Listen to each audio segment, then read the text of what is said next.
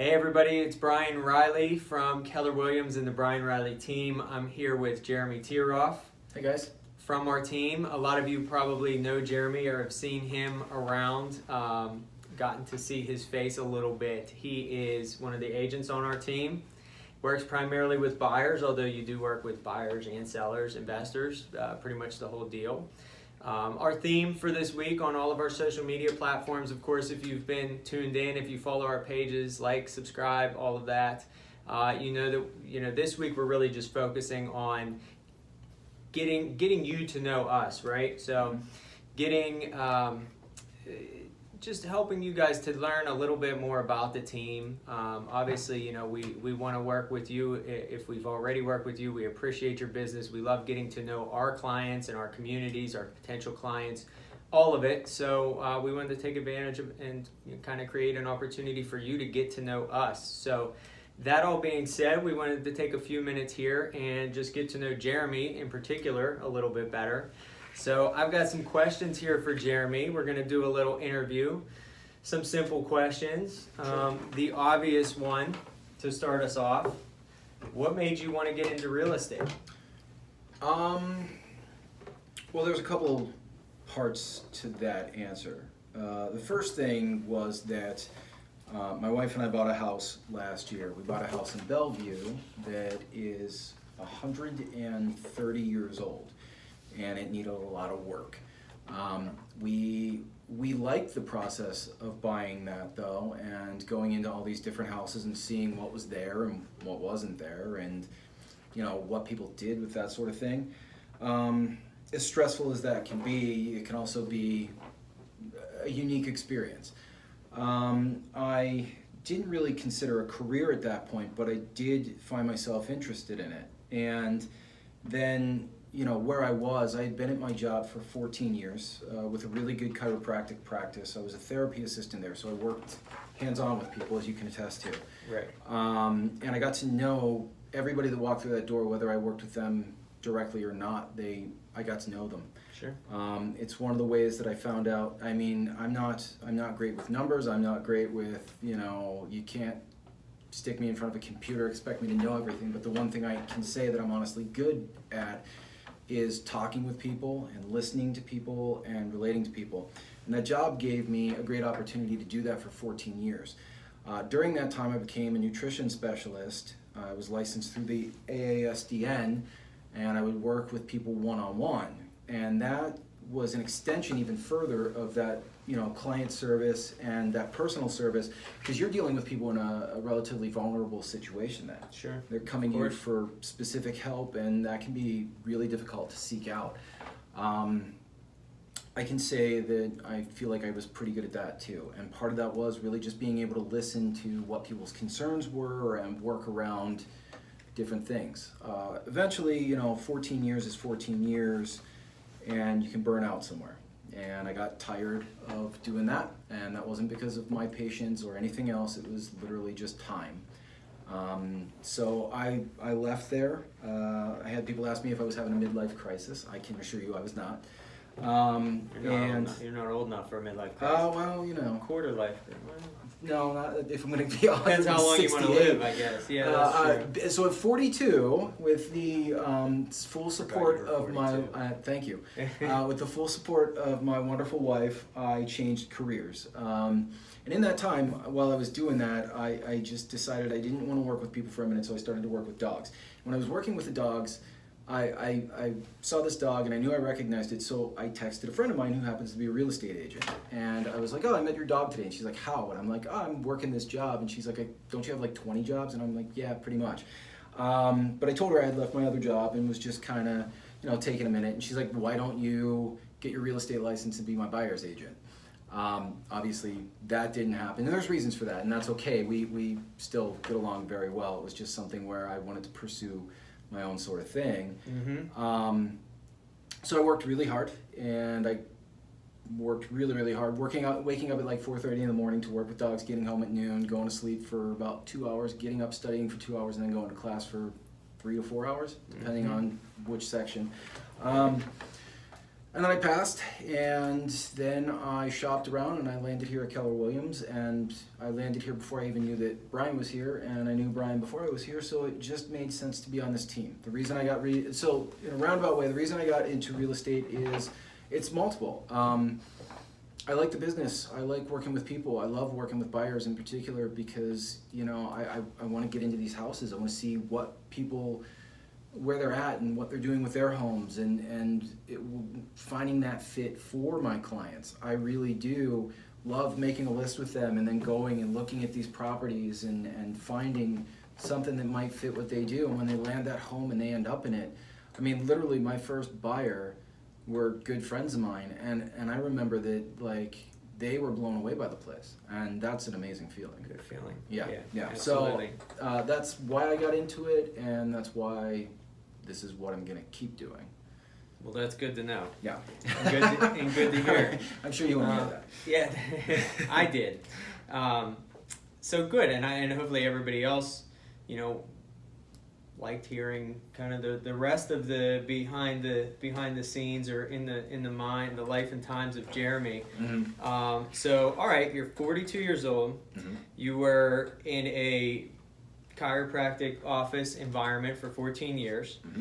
You like the one-on-one client interactions, Mm-hmm. and obviously at some point you felt real estate was a good way for you to do that, have more of those interactions. And Sure. yeah, obviously we love that feeling when, Sure. when that one-on-one interaction leads to that result, like getting somebody into a home that they love. Of course. So that being said, what are your goals for the real estate business, or maybe even just your goals in general moving forward being in the real estate business? My primary goals now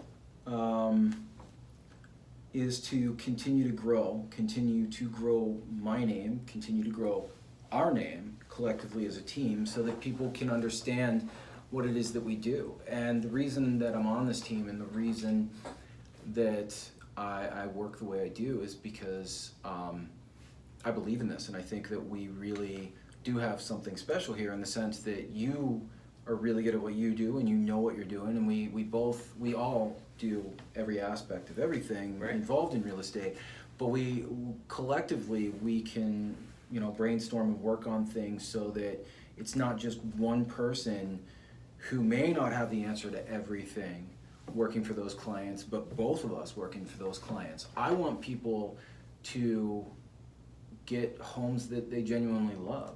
I know what it felt like for my wife and I to take on this adventure and do that, and I know how exciting that was, and I know how stressful it was, and our agent at the time was very good at walking us through that and making us feel comfortable. And I hear stories all the time of, you know, people who don't get that from their agent. Right. I want us to be those agents. Myself in particular, working specifically mostly with buyers, I want to be the person who answers that call and makes you feel comfortable. I want to be the person who gets you into the house where you're just like, this is it. It's a great feeling. And then we put in an offer, and I get to tell you that your offer's been accepted. I've been able to do that a few times already. And I love that every single time. So, you know, my goals are to do that. And I want people to naturally associate my name and our name with real estate itself. I've been introduced to strangers as, this is Jeremy the Realtor, and I'm like, yeah, tell everybody that for sure.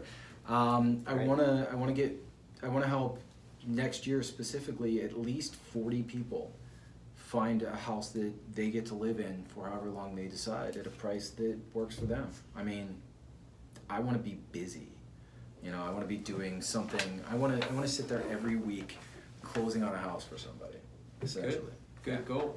Yeah. And it's one thing to have that goal to be busy, but to me, when I hear something like that and I hear you say 40 houses, I mean, you will be busy at 40 houses, but you could also be busy, and you know, unfortunately, a lot of real estate agents fall into this category where you could also be really busy and still only sell, you know, 8 homes and only help, more importantly, Sure. right? Only help 8 families and only, you know, have that feeling and share that feeling 8 times, but just be busy all the time. Right. You know, 40 is definitely a healthy goal. It's definitely an ambitious goal. It's certainly a reachable goal. I think if we looked, I don't think that if you don't have ambition in this business, I don't think that you're going to be successful in this business. And it's not just monetarily speaking. It's the idea that, you know, I always tell this to people whenever I'm talking about it. When you say to people, you know, do you know a real estate agent?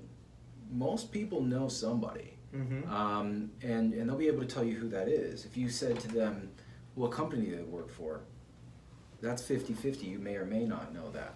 The reason that you know that that person is doing that, and that's what they do, is because you see what they're doing in some way, shape, or form, and they're doing it right, and you're hearing about them from other people. And, you know, I don't want to just have 40 transactions where it's like, great, this is what I'm making and whatever. I want 40 people, 40 couples, 40 people, 40 whatever, to sit there and say, he exceeded our expectations.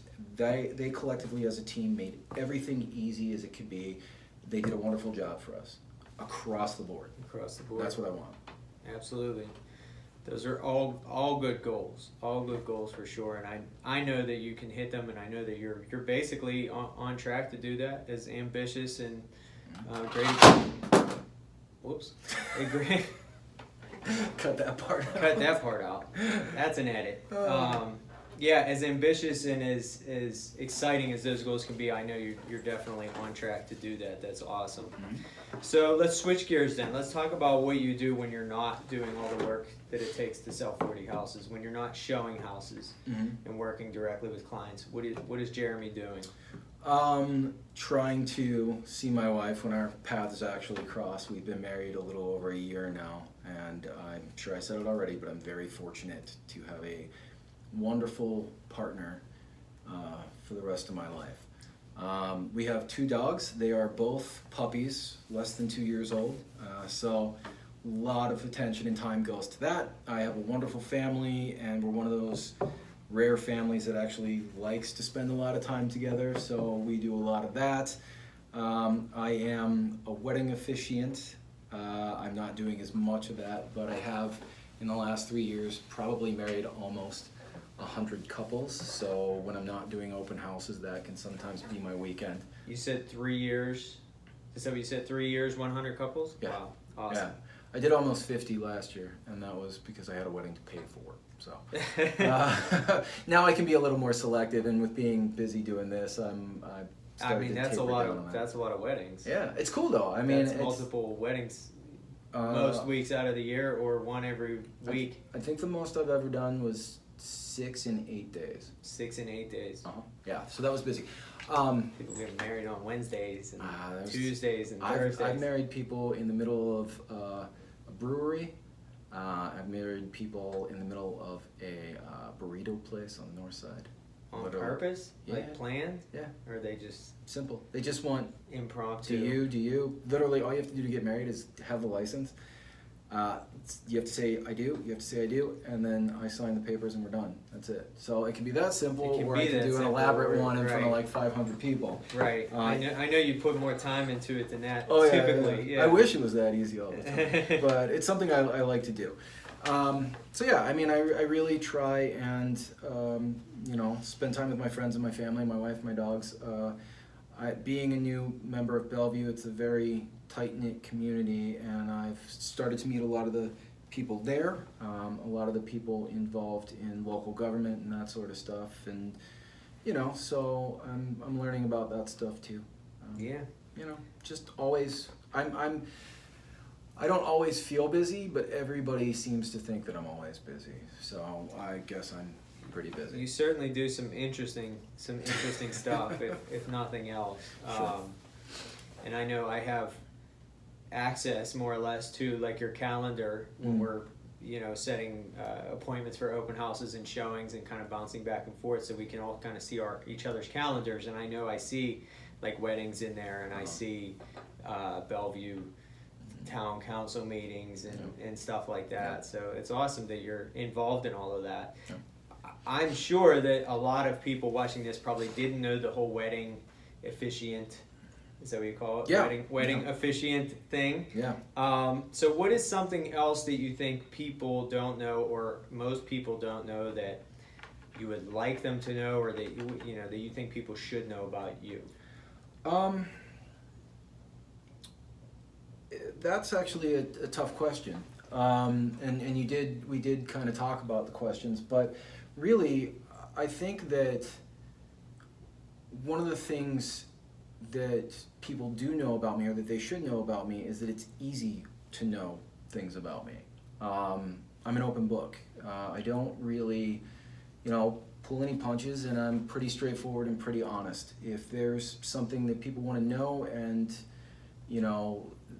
they're interested in or want to talk to me about, I'm usually pretty open about that. I'm constantly trying to learn and evolve and, do good, I guess. I think that those are all good things. Anything that I can do for people, whether it's friends or clients, I like to think that people can count on me for really anything. So, it's not as though I feel anybody should know anything else about me, because, like I said, I'm pretty straightforward, but I also think that if people do want to know anything about me, that they should know that they're welcome to ask me anything. And, I'm not hard to find, and I'm pretty easy to talk with, I think. I think so, yeah. And I know, 100% from getting to know you, and even from knowing you before, obviously you like to help people. I know you're always, when we're participating in charities and in giveaways and donation, charity events and things like that, I know you're always excited about those things and kind of full of information and input and insights on those kind of things. So I know that's definitely something that motivates you. For sure. And that's awesome. So. For sure. Cool. And like you said, I think people, if you're watching this video, you should know where to find Jeremy and how to get a hold of him. You can reach out to any of us or all of us on our team page on Facebook or on Instagram. Send us an email. Sure. myhomereality.com is the website, so you can reach out to Jeremy T at myhomereality.com. I'm Brian R at myhomereality.com. We'd love to talk to you, love to get to know you more. I hope you enjoyed getting to know Jeremy a little bit. Stay tuned. We've got obviously a couple other members of the team that we're going to be getting to know a little bit better here in the next few days also. And we appreciate you guys taking the time to watch this. Anything else you want to say, Jeremy? No. Thanks for paying attention to this and watching this, and hopefully we'll talk to you soon. See ya.